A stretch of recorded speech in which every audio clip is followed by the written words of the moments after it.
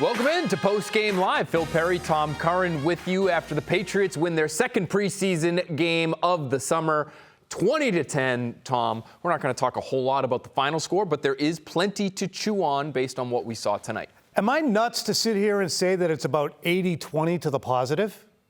I mean, I thought that was a good performance. There's a lot of meat on the bone last week with things that happened on the sidelines, but this week I think, especially after the first two offensive drives that didn't go very far at all, 3 and outs each of them, that third drive more than made up for it, where the Patriots were able to convert some third downs, get some plays to Ty Montgomery and Nelson Aguilar. Mac Jones had an excellent downfield throw, and I think the defense all night really looked fast. That was something they tried to do in the offseason. So not only on both sides of the ball were there positives, but there were a lot of individual players who showed up too. And some under-the-radar names that we could talk about a little later, but I think when we're thinking about the biggest takeaways of the night, you have to be talking about what happened offensively for the Patriots, both when they had the ball on the field and what was going on the sidelines. I thought it was nice to see the Patriots push the ball deep down the field. It's something they really couldn't do with any kind of consistency last year. But we're going to talk plenty about this coaching staff situation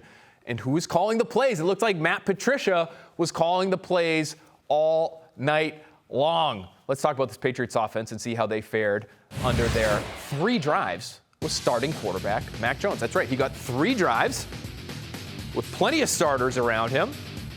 It's presented by your New England Ford dealers. Built for America, built Ford proud. First drive, 3 plays, 0 yards, sack, punt, not what you're looking for. Second drive, 3 plays, 3 yards, punt. Jake Bailey getting a workout. Third drive, 10 plays, 81 yards, and the touchdown by Ty Montgomery with the 45-yarder. To Nelson Aguilar being the big play of that drive. Matt Cassel, he's played in some preseason games for the New England Patriots before. We talked about our biggest takeaways of the night. What was yours? Yeah, boys, I'm kind of with you. It's good to be back with you. I mean, we're here. We're in season, Feels preseason. right, Look, doesn't it? Feels Tommy good. Curran's positive. What's going on right now? This is crazy. No, you know what? There's a lot of good to take away from this, and this is why you play preseason games. And you saw the offense. The one thing I'd say, look, we talked about it last year a lot during these games. They need to start faster, and I think that was probably a point of emphasis, particularly in this game for Mac Jones and that offensive unit, and they weren't able to get that done the first 2 series. And a lot of it was just poor execution. You know, Mac Jones missed the slant to Devontae Parker. The second series, he airmailed the ball on the skinny post to Jacoby Myers. And really, they just seemed like they were out of sync. But then that third series came along and they started to get into a rhythm. The third down where they blitzed him off the edge, both him and Nelson Aguilar recognized the hot conversion right there, a beautiful deep ball to Nelson Aguilar right there, and they're able to punch it in. So they felt good about that third series, but I guarantee they go into the film room tomorrow and Mac Jones and some of these guys are going to be a little bit frustrated that there was such a lack of execution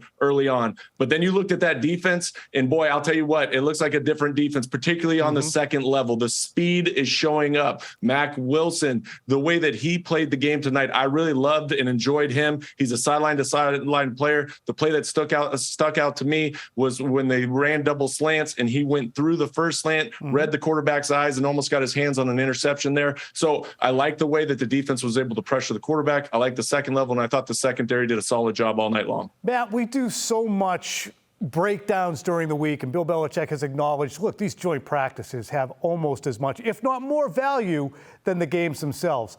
But when the lights come on and the clock and the scoreboard's running and you're in the stadium, there's officials there, is there more emphasis just on how you perform when the lights are up, even if you're against twos, even if there's all that other stuff you did earlier in the week? Because I look at that, and had they not converted on that 3rd and 5 to Nelson Aguilar on the third drive, they'd be walking around pretty hangdog right now. 100%. It's a completely different environment when you go out and you're in that it's not a controlled environment. Even when you do those inter squad and those joint practices, yes, there's more energy, there's more competition, but at the end of the day, it's practice. When you go out and you get into this game-like circumstance of a preseason game, it's much different. You're looking at the play clock, you're in and out of the huddle, you're reacting to what you see. And so there's no substitute for preseason games. There's no substitute in practice practice, even if the energy is as high as it got, and I know that this week was super intense, there's fights that broke out, but when the game lights come on, that's really where you want to go out and perform. And it's much different than any other atmosphere and environment that you're put in when you're talking about practice.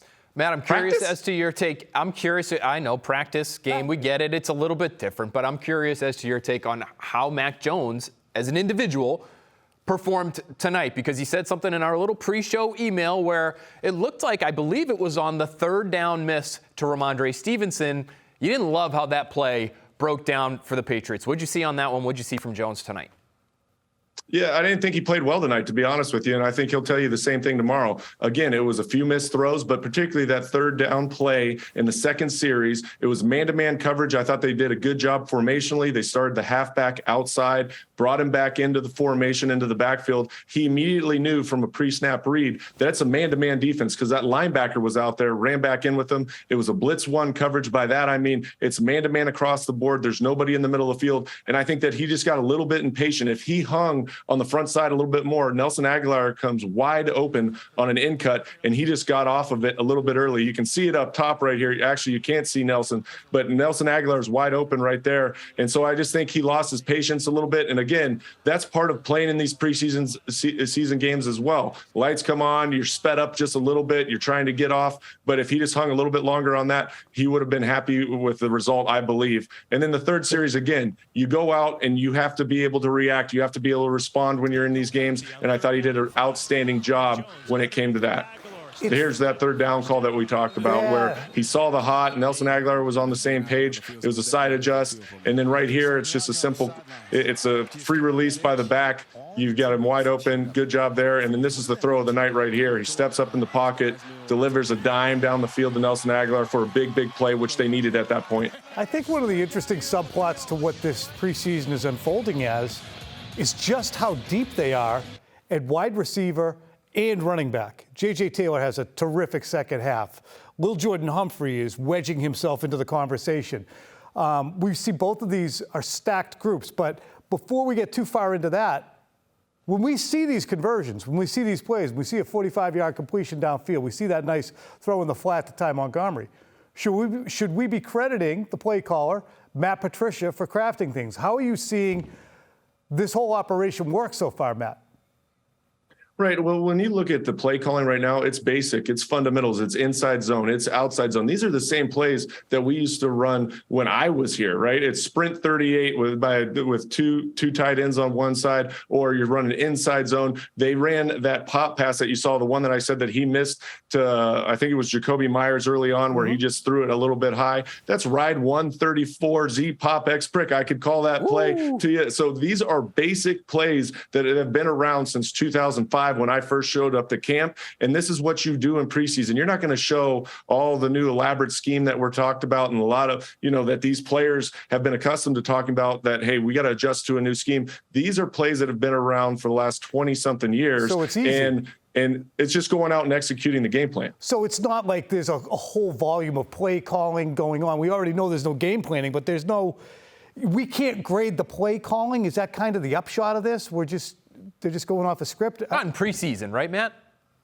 Right. I mean, in preseason, nobody's going to show you their cards, right? But what I did like to see was that they were giving the quarterback the tools, particularly in pre-snap, to understand what they were looking at, right? When they started in empty and then they motion that halfback out and back into the backfield, you immediately know if it's man-to-man or if it's zone. And so they were doing some of those fundamental things that help the quarterback out. And so when you look at the game plan itself, look, they were trying to run the ball. They were trying to set up some down the field play action pass. And then they had some possession passes, and that's really the nuts and bolts of this game plan. It wasn't anything special, but again, it's enough to where if you go out and execute at a high level, you'll win ball games with just this game plan. And I look forward to seeing what they put together as season gets closer. So we were wondering what the play calling situation would look like tonight, because we didn't see Mac Jones obviously play in the preseason opener, and it was Matt Patricia for Brian Hoyer. It was Joe Judge for Bailey Zappi. Tonight, Tom, it looks like Matt Patricia threw out. And I really liked your theory this past week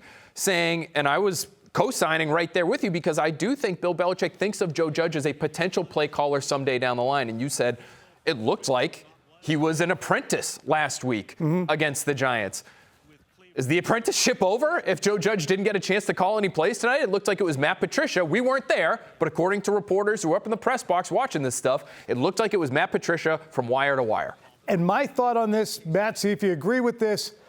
While Joe Judge might have more offensive acumen because he's played the position and he coached wide receivers more recently than Matt coached on offense, if we look at the ability to deal with the logistics of a game plan, the ability to deal with in-the-moment decisions, substitutions, injuries that are going to come up. If you've been a defensive play caller, you understand those logistics. You might not have the command of the offense the way Joe Judge might one day have, but is there an advantage, and is that why he's at the head of the line in your estimation? If that theory holds true, that Joe Judge is going to apprentice and at some point assume that role, but Matt's a better fit because he understands how to run an offense or a defense in real time. I believe that's a fair assessment. When you look at Matt Patricia, look, he's called a game for the defensive side of the ball, but he's called it in the biggest moments. He's been in Super Bowls. He understands the stress of being a play caller in those type of big moments. And so he's used to that. You can see him. He's calm on the sideline. He understands what he's got to get to. He's got a plan each and every time. I didn't think that they were out of sync. There was no problem getting the play in and out. And at some point, you've got to pick the play caller, right? Yeah. Mac Jones has got to get used to hearing one voice, particularly when it gets closer to these games in practice, everything else, where in his headset, he's got to get used to one player caller, how they see the game, and that communication's got to start taking place during the week leading up to the game. And so I just think Matt Patricia, he's done a very good job up to this point, and I believe that with Bill Belichick looking at the circumstances as they are right now, he believes that Matt Patricia's ready to rock and roll and be the play caller early on. You were one if of not the for the whole entire season. You were one of the first, Matt. You told us on the Patriots Talk podcast weeks ago that you felt as though, and you've worked closely with Matt Patricia before, last in Detroit, you felt as though he could be an offensive coordinator. There aren't many people out there that felt as confidently about that as you did. But I have a question for you, which is, as a quarterback, could you see an offensive line coach being the play caller and then not meeting with the quarterbacks in between series? Because I'm still waiting for a blow-by-blow account from the reporters on the scene, but it sounded as though, based on some of the tweets we were able to read, after that first series for Mac Jones, Matt Patricia went to coach the offensive line, and Mac Jones went to talk to Joe Judge and Bill Belichick. So how important is that in-between series interaction between play caller and quarterback, especially if the Patriots aren't going to be going that route with their offensive line coach being the guy who calls the plays?